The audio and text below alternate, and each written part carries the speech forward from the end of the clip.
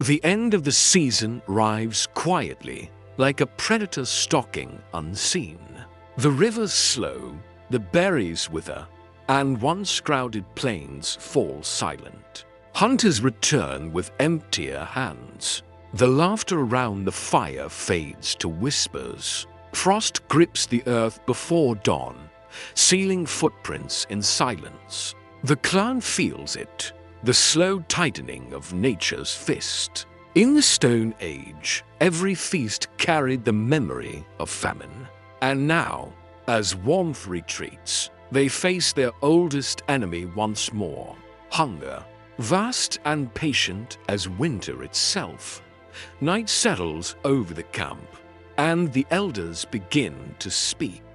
Their cracked voices carry memories of winters so cruel that even fire seemed powerless. They tell of frostbitten hands digging through snow, of mothers whispering to silence their starving children.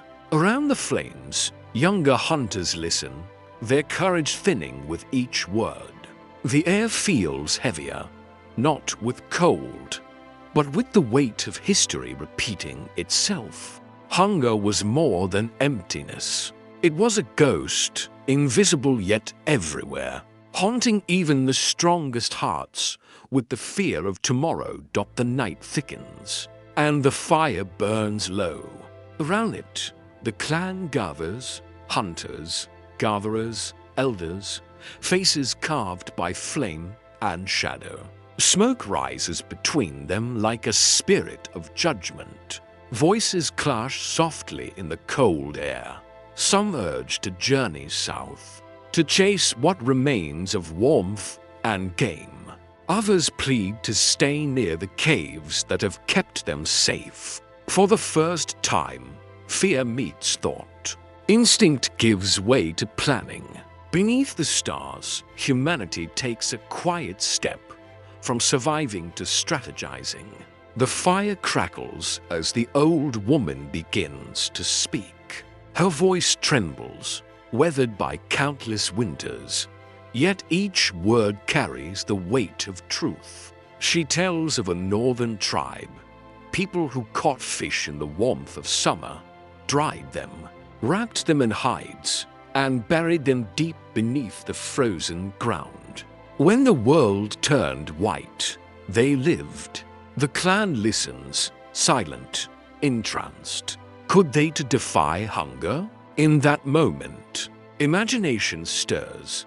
The first spark of strategy flickers to life within the human mind. Dawn breaks softly over a silent camp.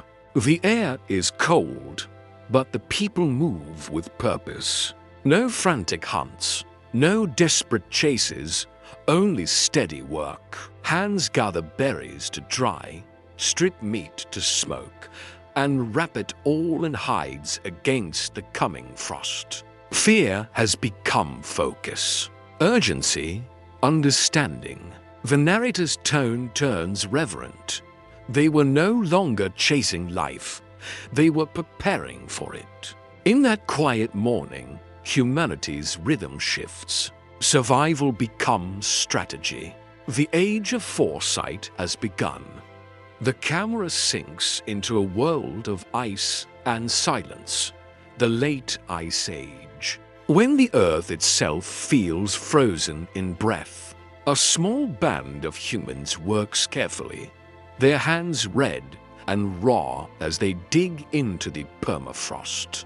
Steam rises from their mouths like ghosts of effort. Into the pit, they lower bundles of smoked meat and dried roots, sealing them beneath layers of snow and earth. The narrator's voice softens. Here, in the stillness, they found an ally. The frozen soil becomes their first guardian, a cradle of endurance against the endless cold. The story widens, from frozen tundra to burning desert, from dense forest to hollow cave. Everywhere, nature speaks, and humanity learns to listen. In the north, frost becomes their ally, locking meat in ice. In the south, The relentless sun becomes their fire, drying and hardening flesh into sustenance. Archaeological traces reveal stone-lined pits and cool caverns turned into living pantries. Families test leaves, bark, even ash to guard their food from decay. Each experiment carries risk and revelation. Over time, failure becomes wisdom, and wisdom becomes memory. The earth, the wind, and the sun, their first teachers in survival. But nature rarely yields without a fight. The clan learns that preservation is a fragile promise. Meat spoils too soon, swarmed by insects and claimed by prowling wolves. Rain seeps into their storage pits, storms undoing days of labor. The stench of rot fills the air, a cruel reminder that time devours all. Yet hunger drives innovation. They smear fat over meat, seal their stores with stone, and fill the air with smoke to keep death at bay. Each failure teaches something new. In their struggle against decay, survival becomes invention. A fragile science born from desperation. Snow blankets the world in silence. The wind howls like a beast at the edge of the camp. But inside the shelter, warmth glows in flickering firelight. The clan gathers close, unwrapping bundles pulled from the frozen earth, smoked meat, dried roots. Precious proof of foresight. Steam rises as they share the meal, eyes shining not with triumph, but with quiet relief. The narrator's voice deepens. This was the first mastery over time, for once. They eat not what nature provides, but what they themselves have preserved. The moment is sacred, humanity's first defiance of winter, the dawn of planning, the birth of control over fate itself. Spring creeps back across the land, melting the silence of winter. The tribe returns to their storage pits, the earth still scarred by their labor. Inside, food remains, preserved, protected, waiting. The narrator's voice softens. They learned that nature could take, but also keep. Across generations, the lesson deepens. Clay pots, stone-lined chambers, each refinement a quiet pact with the land. Humanity's oldest fear, scarcity, begins to fade. Beneath the soil, they discover something greater than sustenance, a partnership, and the first whisper of continuity. The wind sweeps across an ancient plain, bending tall grass beneath a sky alive with migrating birds. The world hums with rhythm, unseen but constant. The narrator speaks softly. In the Stone Age, those who listened began to see. They watched stars rise in familiar patterns, rains return on cue, herds move like tides. What was once instinct became awareness, observation turning into understanding. This was the birth of thought itself, the first decoding of nature's whispers. Humanity began to read the world and to plan for tomorrow. The seasons turn, and the world becomes a classroom. Every sound, every scent, every shadow carries meaning. Women remember which roots awaken first after the rains. Hunters trace the wandering paths of caribou, knowing when they will return. Children echo birdsong, preserving patterns without knowing it. The moon becomes their clock, the wind their compass, the forest their teacher. Slowly, memory becomes map, and habit becomes knowledge. Over countless generations, this wisdom is spoken, sung, and shared, an unwritten encyclopedia of survival, written not on stone, But in the rhythm of the living world, understanding gives birth to foresight. The clan no longer waits for hunger's shadow. They move before it falls. As autumn paints the land in fading gold, hands gather seeds and berries that endure the cold. Hunters set traps along unseen trails, reading the promise of migration before it begins. Fires crackle, not for warmth, but for preservation.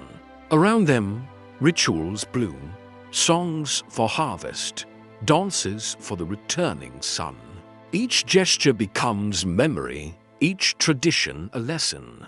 Humanity has found its rhythm, survival in perfect time, with the turning earth.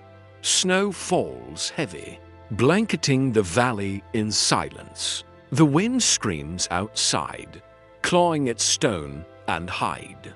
Yet within the shelters there is warmth and peace. The clan gathers around the fire, unwrapping smoked fish, dried meat, and fermented roots. Children laugh. The old smile through tears of memory. The narrator's voice deepens. They no longer chased life, they predicted it for the first time. Winter does not conquer. Humanity has learned to prepare, to endure, to plan. What was once survival by chance has become survival by choice. The dawn of security itself. Spring returns, gentle and forgiving. The snow retreats, and life stirs once more. Around the fire, the tribe sings, not just of survival, but of wisdom earned. Their songs mark the rains, the hunts, the moments to gather and to save. The narrator's voice deepens. They carved their first calendar not in stone, but in memory. These rhythms become tradition, and tradition becomes time itself. In listening to the earth, humanity learns its greatest secret: to shape the future by remembering the past. The scene glows with the pulse of firelight against stone, shadows dancing like ancient memories. Once, the flame was only warmth, a fragile shield against the cold and the dark. But then, something changed. A hunter leaves meat too close to the embers, and days later, it remains edible. The discovery spreads like a spark itself. Fire can preserve. The narrator whispers, in flame, they found transformation. What was once fear becomes fascination. Each crackling ember teaches them control, patience, curiosity. In hunger's glow, humanity lights its first torch of science, born from survival, not invention. The story widens across oceans and continents. On ancient shores, humans taste salt on their lips and feel it crust against their skin. They leave fish to dry by the tide and discover something miraculous. Days later, the flesh remains untouched by decay. Salt, the sea's gift, becomes a weapon against time. Far inland, others find their teachers in the wind and the sun, perfecting the balance between heat and air to preserve fruit, meat, and herbs. Millennia later, archaeologists uncover salt pits in North Africa, drying racks in early China. The narrator reflects, across worlds apart, they shared one language, survival through preservation. Progress came with pain. Fires burned to hot, blackening the meat until it turned to ash, to cool, and decay crept back, undoing days of effort. Smoke stung their eyes, filled their shelters, and yet they persisted. Wolves tore through hanging stores. Storms scattered their work, but failure did not break them. It taught them. They built walls of stone and mud, shaped chimneys to guide the smoke. learned which woods flavored and which preserved. Each mistake became a memory, the narrator says. In smoke and sweat, chaos gave birth to mastery, and preservation became art. Night falls heavy, painted in flame and shadow. A line of hunters stands before the fire, their faces glowing in its flicker. They hang strips of meat on wooden racks, and smoke begins to rise, slow, deliberate, alive. The narrator whispers, for the first time, they were not feeding the fire. The fire was feeding them. Sparks drift upward, stars born from embers. Days pass, the meat darkens, toughens, resists decay. When winter comes, they eat what they once transformed. Around the fire, they feast, not in excess, but in triumph. The narrator's voice deepens. Here began the first industry, the alchemy of survival. Centuries flow like rivers, carrying knowledge from one tribe to the next. Smoking, salting, and drying spread across lands and oceans, reshaping how humans live. What began as survival becomes ritual. Salted fish traded across coasts. Smoked meat shared in feasts. Preserved fruit offered to the dead. The narrator reflects. They learned to trap time itself, to turn the fleeting into the lasting. Archaeological ruins reveal storerooms and granaries, silent monuments to foresight. Through fire, smoke, and salt, humanity gained more than food. It gained control over destiny. The camera glides over endless plains, once alive with the motion of herds and the footsteps of nomads. But now, the smoke that rises does not drift, it lingers. Fires burn in the same place, night after night. The narrator's voice softens. When food could last, movement could stop. Families settle near rivers and valleys, no longer chasing life, but building round it. What began as rest becomes residence. Humanity's restless journey ends, and the earth, at last, becomes home. The camera drifts over the cradle of civilization. Clay huts clustered beside sun-baked fields. Storage pits become lined with clay. Shelters turn into lasting homes. Around them rise the first granaries, guarded like treasure. The rhythm of life changes. Planting, harvesting, storing, and celebrating. With food security comes identity, families, rituals, and shared purpose. Archaeological glimpses of Jericho and Catalhuk reveal humanity's first organized settlements. The narrator reflects, when they built walls around their food, they built walls around themselves. Civilization's heartbeat begins, steady, communal, enduring. Abundance changes everything. What was once survival now becomes power. Within every village, those who guard the grain command respect. The keepers of food become the keepers of influence. Trade emerges, first as kindness, then as necessity. Stored grain, dried meat, and pottery flow between settlements, carrying stories with them.